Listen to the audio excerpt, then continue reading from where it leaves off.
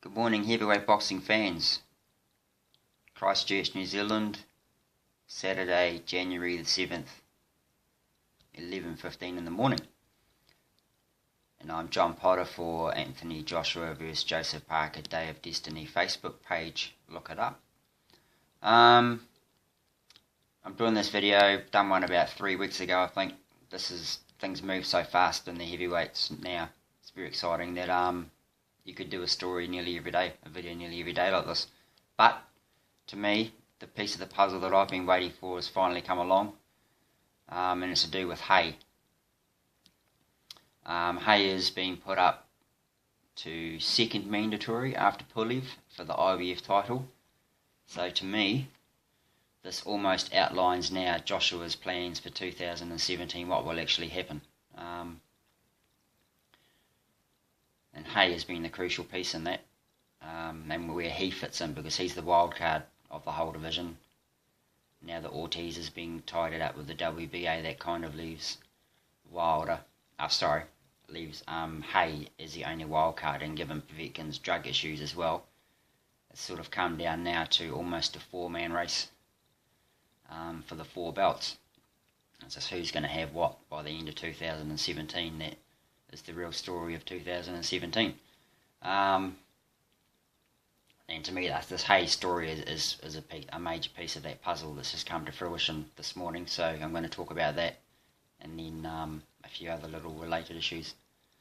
To me, there was a story how if Joshua beats Klitschko, which I was certain of about 2 weeks ago, and now I'm not so certain of.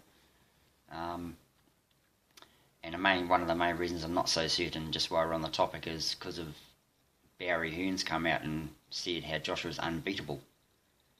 That to me smacks something not right about that, and it smacks of maybe trying to build Joshua's confidence almost.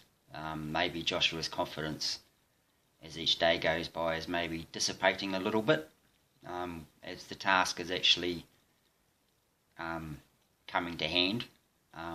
It's actually setting in a little bit that Vlad was unbeaten for 10 or 11 years, and that's going to be on anybody's mind. And then he's talked about how he can knock out with both hands and his motivation level and everything else. And I think, to top it off, 386 rounds to 40 rounds. So if Joshua doesn't get Vlad out of there early by knocking him out, or if Vlad doesn't actually diminish over the fight because of his age, then if AJ with 40 rounds of boxing experience is going to be in a bit of trouble. And that's pretty clear to anybody that's any kind of analysis ability. But that fight, in relation to the Haye story, the result to me, from what I've figured out, is that result doesn't actually matter in regards to Joshua Haye. So going back to the Haye part of the story, because he's a number 2 mandatory, I think that Joshua, I don't think he'd want to fight Ortiz.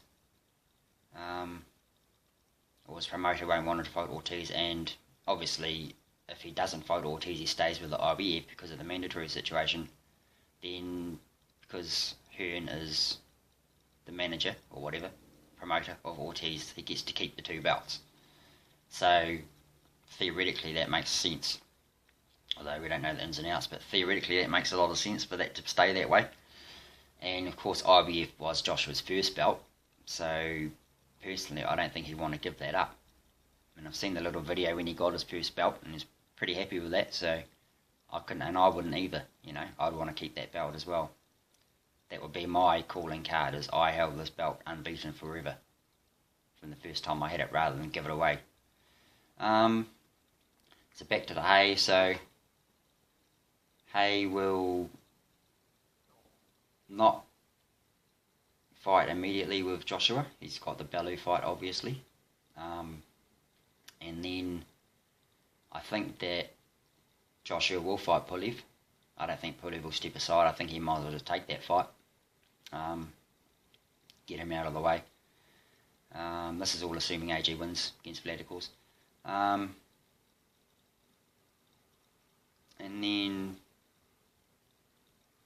we have that win for AJ. To me, that's going to be, say, mid-year, July, I would say, which then leaves him free to fight anybody he wants in December. Same as this year, December the 10th, perfect date. We saw 2 heavyweight world title fights on the same day, so that's a legitimate date.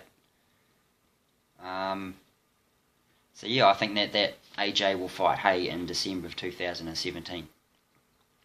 That's if Vlad wins. That will be for the IBF title.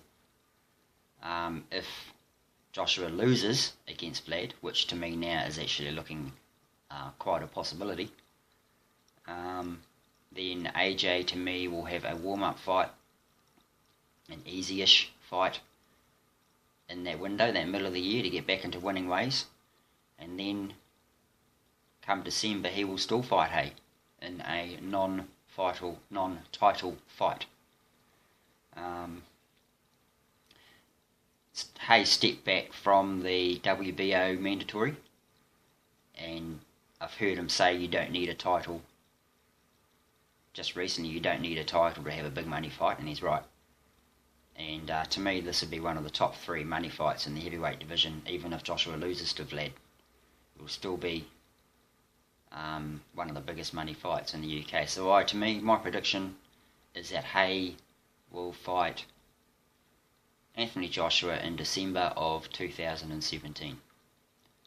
And as I just said, Haye is not interested in titles. And as time goes along, from what I see now, it's more about the people than the title. Look at Haye Bellew, that's no title. And this possibly needs to happen. So these organisations can get their head out of their asses and get a proper unification system happening. And make it worthwhile actually having a belt. To be able to get big fights and the like. Because that's going to move away from the centralised system to the individual fighters. That's how I see it happening. So that's Haye, Joshua. That's how I think that will happen. So in a nutshell, the Vlad-Joshua fight in relation to Haye doesn't matter. What happens there? Haye fights Joshua in 2017. So, moving on, that leaves Wilder out on the cold. So that leaves us still leaves us with 3 other champions. Wilder, Parker, and for argument's sake, in the WBA, Ortiz. So Wilder, I don't think Parker fights Ortiz. I can't see that, although that will be out of the blue. But it could come out of nowhere, as we've seen in heavyweight boxing. That fight, Parker versus Ortiz, could just come out of nowhere. Overnight, almost. It can just happen. So this leaves Wilder, Parker, and Ortiz. So I have no thoughts on Ortiz. I don't know where that's going. In terms of Parker and Huey Fury, I want to talk about that, because that's quite disturbing to me, that situation. Now, anyone who's a Joseph Parker fan likes to see the guy fighting. We've been used to him fighting 5 fights a year. So there's always something happening with Joseph Parker, and we like it. We want to keep it like that. To us, we want him fighting now at least 3 times a year, even with the title, 3 times a year minimum. But, obviously with the belt along come complications. And we're seeing that now with this Huey Fury, David Haye mandatory scenario. But it's just more bullshit, but obviously Haye's out of the equation, but blah blah blah. This Fury thing is disturbing me in regards to his past, pulling out of fights, his acne issues, which to me look like they're drug related. and his performance-enhancing drug scenario. So I've got no objection to Parker fighting Huey for any of those, apart from those reasons, but is Joseph Parker going to get mucked around by Huey Fury? And if he does, that's really, really going to upset Joseph Parker fans, probably fans in general. So I personally would like to see Huey's not VADA enrolled. The only British heavyweight that actually is Dylan White. So that's disturbing again. But yeah, I don't want to see Huey Fury. I want to see Huey Fury taken out of the mix until he's proven that he's actually able to fight. So to me, that meant that's Jarrell Miller's next in the queue. So yeah, I just don't want to see Huey Fury, and if he's going to muck around the fans, muck around everybody, we want someone that's coming ready to go. Jarrell Miller, ready to fight. So, and that would be a good fight to have in Vegas, which is Joseph Parker's home base. So to me, that actually would be more sense than Huey Fury. So I'm hoping that Huey Fury gets taken out of the equation until he's sorted. So yeah, the Parker Fury, but I think Fury will win. I think Parker would win that fight, but you can't win a fight if it doesn't happen. Right, that's part 1 over. End. Part 2 coming up. Wilder Parker.